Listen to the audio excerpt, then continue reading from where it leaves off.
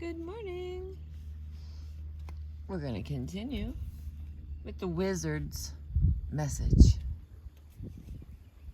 It was a warm summer day, and Tran had been climbing in the hills near his village for many hours before he stumbled on the remains of what looked like an old cottage. It appeared as if the roof had collapsed a long time ago, and the walls of the cottage were now overgrown with vines and quite a variety of weeds.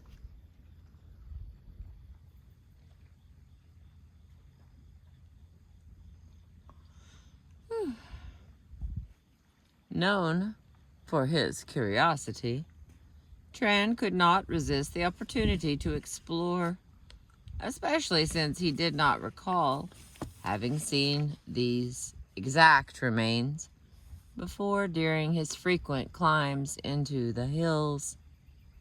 As he poked through the rubble, uncovering a piece of broken pottery or a shard of colored glass, Tran recalled stories of an old wizard who had lived in these hills a long time before.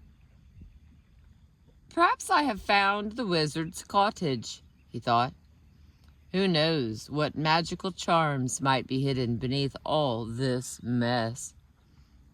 And with that, he began to dig through the rubble with more determination.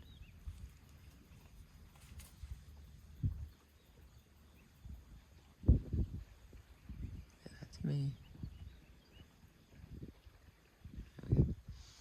All right, he began to dig through the rubble with more determination. After many hours, Tran grew tired and decided to stop and rest. As he prepared to stretch out under a tree, he felt something sharp sticking out from the ground. With a little digging, he managed to remove a large piece of stone, almost like a tablet. As he examined the object, he was surprised to see how smooth the surface was. Excuse me, Lord. Despite years of being buried and forgotten. Holding the heavy stone in both of his hands, he observed that it bore an inscription carefully carved in a script that his people had not used for many years. Remembering the lettering he had been taught as a boy, Tran read the cryptic message, "Never give up." Was that all? He wondered as he turned the stone over to see if there was more, but he found nothing, only those 3 words. At first he was disappointed with his discovery. He had hoped that the tablet would hold the clue to some magic charm, or perhaps a map that would lead him to buried treasure. But as he repeated the 3 words over and over in his mind, he became more and more excited. I have discovered the true wisdom of the wizard, he thought. These 3 words hold the key to success in all things. I will follow the wizard's message from now on. And with that promise, Tran replaced the wizard's stone in the soft earth and prepared to head back down the mountain. The summer turned to fall, and Tran went about his normal business.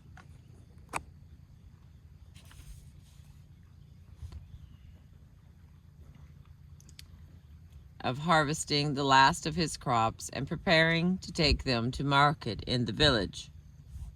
He thought little of the wizard's message, although he had copied the 3 words onto a piece of parchment that he kept in a pouch around his waist, along with his other valuables. As the winter drew to a close, Tran decided that the time had come for him to find a wife. For years, he had admired the shy, older daughter of his neighbor. But Tran had never had the courage to say more to the young woman than "good day" or "good evening." How shall I approach her? He thought. She is so lovely, and I am just an awkward farmer. She will surely have no interest in a suitor like me. And then Tran remembered the wizard's message. Tran sent her gifts and serenaded her with poetry. At first she avoided Tran and refused to answer his many entreaties. But after several weeks she grew intrigued with this suitor, who seemed so determined to win her affection. The two began to take long walks and to talk of their plans and dreams for the future. And within a year, Tran and the young woman, Ling, were married. Tran was most pleased with his new bride, but he was especially excited to see the power of the wizard's message. Before I found the wizard's stone, he thought, I would have abandoned my courtship of Ling, and now I have the most wonderful wife. I am a lucky man to know the wizard's secret. I will let those 3 words guide me in all things. Years passed, and the couple gave birth to 3 healthy sons.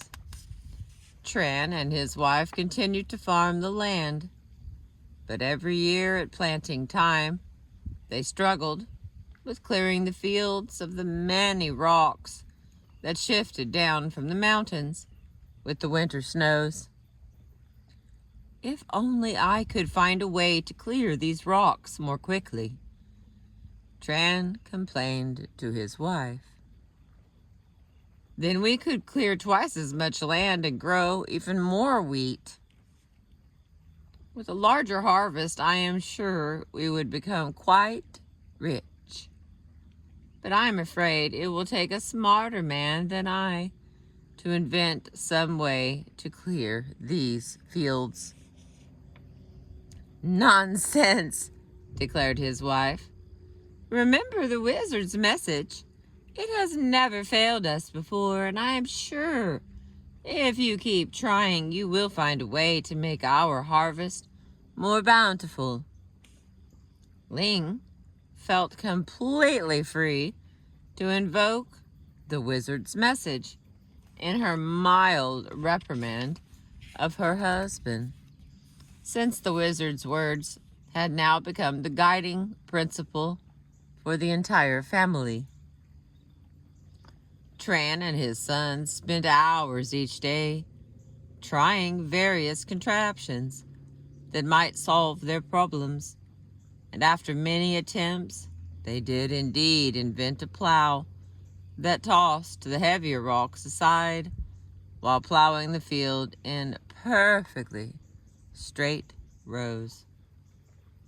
With their invention, the family was able to plant and harvest more wheat, and very quickly the family fortunes grew. Tran and Ling and their 3 sons were now among the richest people in the entire valley.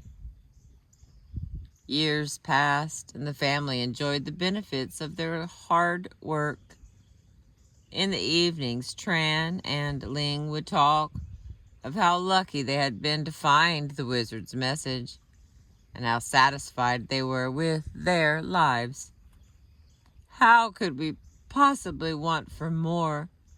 Tran was often heard asking, to no one in particular. Then, one day, traveler appeared in the village telling stories of treasure buried high on the highest mountain. The villagers listened intently as the man told of his own attempts, as well as those of many others, to find the treasure. "If so many know of this treasure," asked Tran, "then why is it that no one has successfully brought the treasure down the mountain?" "You ask a wise question, friend," replied the man. "The treasure is buried high on a part of the mountain that is accessible only in winter. Whoever seeks the treasure must travel through snow and ice and persevere despite difficult conditions. I guess all of us who have tried gave up before we reached the goal." "Of course," thought Tran to himself, because he did not want to share his plans with the rest of the villagers. "It is the wizard's message once again.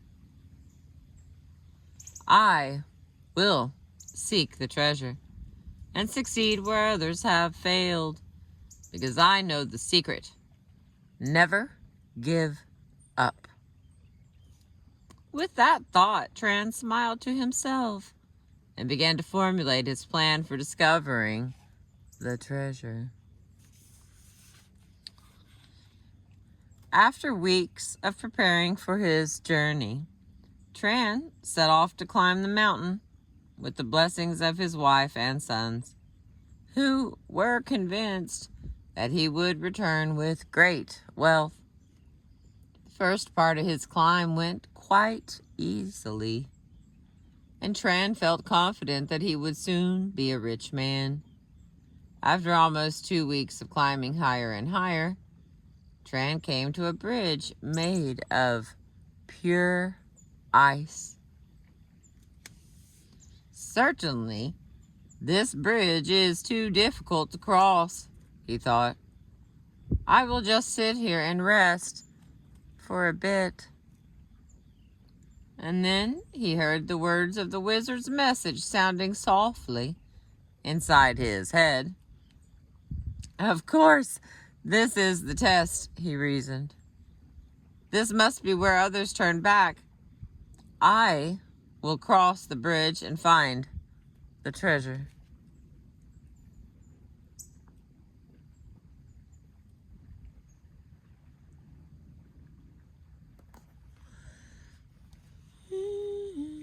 Okay, Tran had almost crossed the narrow bridge of ice when the snow and wind began to blow fiercely. "Hold on," Tran told himself. "You are almost here. You are almost there. Just a few steps more." But as he placed his foot on what he thought was solid ground, the snow beneath his boots gave way. Tran reached for something solid, but grabbed only frozen air as he fell into the deep and jagged crevasse below.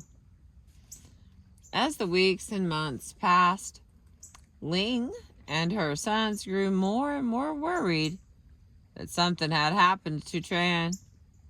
If he followed the plan he had shared with them, he should have been home just as the spring snows were beginning to melt. It was now almost planting time, and he was still not back in the valley. With each passing day, the family grew more and more concerned that Tran would never return. One evening, Tran's oldest son proposed to the family that he form a search party and go up the mountain to discover what had become of his father. "We cannot all leave home at planting time, so I will take 3 of my comrades and go into the hills. If father is lost in the mountains, we will help him home, and if he has met with some terrible accident, we will bring home his body to be buried here in the valley with our ancestors. Go," my son," said Ling softly. "Your plan is a good one, and I wish you Godspeed. Remember to follow the words of the wizard and never give up until you find your father." Tran's son and his friends began their search the very next morning. They climbed high into the foothills and were about to turn up a steep path leading to the tallest mountain when one of their party noticed a strange shape at the bottom of one of the steep crevasses. "Look over there," he called to his companions. "There is something at the bottom of that gorge that could be the body of a man." Friends looked over the edge of the crevasse and silently began their descent to what all feared would be the broken body of Tran. As the young men got closer, it became apparent that the twisted shape was indeed all that was left of Tran's body. His son approached the body first and lovingly said a prayer over the corpse of his body while the others waited. He then wrapped the body in a large leather sheet he had hoped never to need, but had brought just in case. "Come," he called. "Help me carry my father home." As the men began to lift the body, one of them noticed a small piece of parchment that must have been clutched in the dead man's hand. "What is that?" asked Tran's son as he reached for the paper. There, written in his father's handwriting, was the wizard's message: "Never give up." As he held up the paper, tears welled in the young man's eyes. "What is it?" asked one of his friends. "It is the wizard's message. Never." "It is the wizard's message," replied the son. "It was the principle by which my father guided his life and the fortunes of our family." "Let me see that," demanded another member of the group who had been silent up until now. "That is not the wizard's full message. Indeed, it is only half of the wisdom he taught." "How can that be?" exclaimed his son. "My father found this message many years ago when he discovered the cottage of the wizard overgrown with weeds and shrubs. He must have overlooked the second half of the message," insisted the man who spoke with such certainty. "The wizard was a dear friend of my great-grandfather, and I learned his wisdom from his own lips." "Pray, then," began Tran's son with a hint of dread in his voice, "tell me the full message of the wizard." "Never give up," began the young man in a deliberate voice, "unless the quest is hopeless."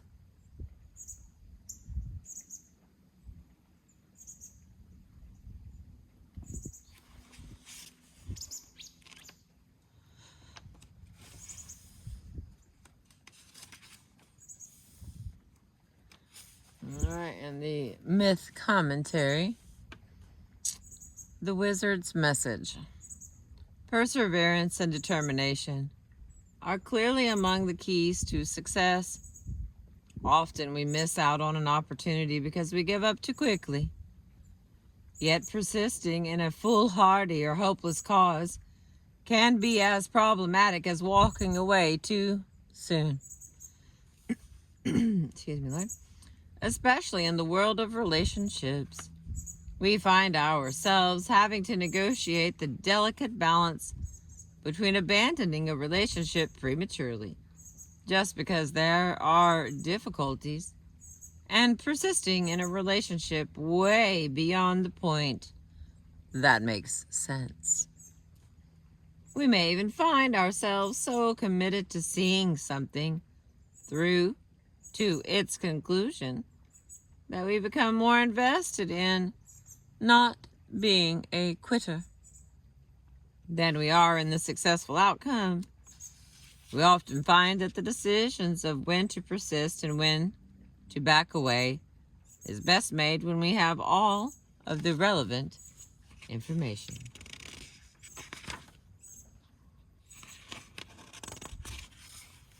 Alright, that was really short. Alright, let's see what kind of questions that we have here, my friends.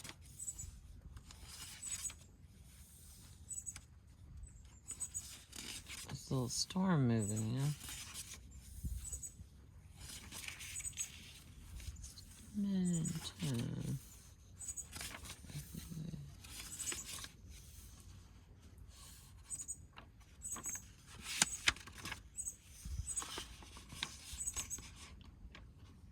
There it is. Okay, last page. And then this final part is going to be the questions. There's a storm coming in, friends. So what I was trying to do is get us to see it. Okay, there are 14 questions here. The wizard's message. Do you have a mantra? Okay, number 1. Do you have a mantra that has guided your actions or helped you to survive through difficult times? Excuse me, Lord. Number 2. Is there a guiding principle that you could adopt that would help you to have a more fulfilling life? Is there a goal or a dream that you would like to pursue but do not have the right guiding principle for it? Okay, no, the right guiding principle for. There's no it at the end. Okay. Number 3. Is there a difference between thinking positively and being naive and unrealistic about what is possible? Have you ever found yourself ignoring important information? Number 4. Where do your principles come from? Are they shared by others? Number 5. Can you have a single principle that guides your entire life? Have you used different pieces of wisdom for different times in your life? Number 6. Have you ever found yourself too attached to a principle? Number 7.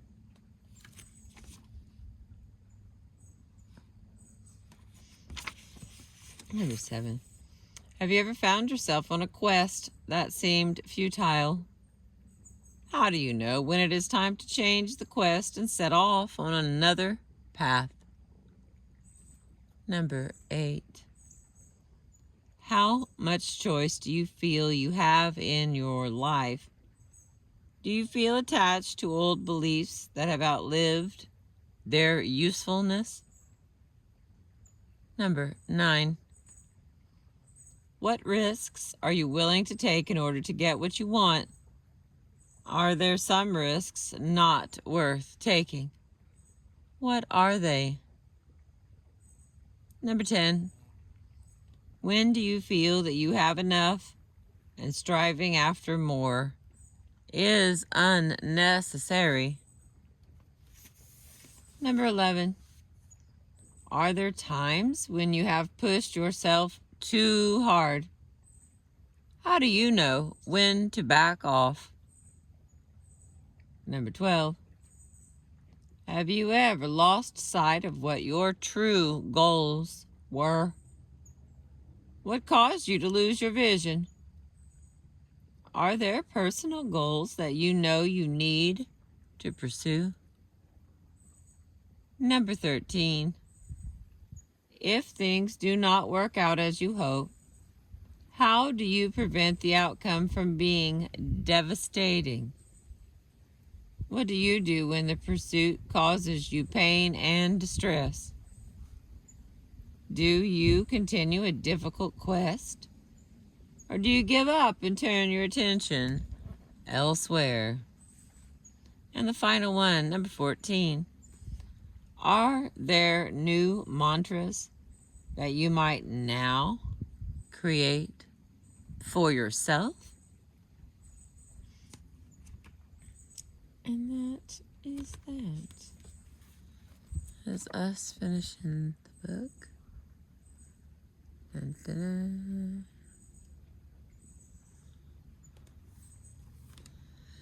By Maxine Harris. If you know how much I love her writing, then you know. I appreciate you. Thank you for being with me today.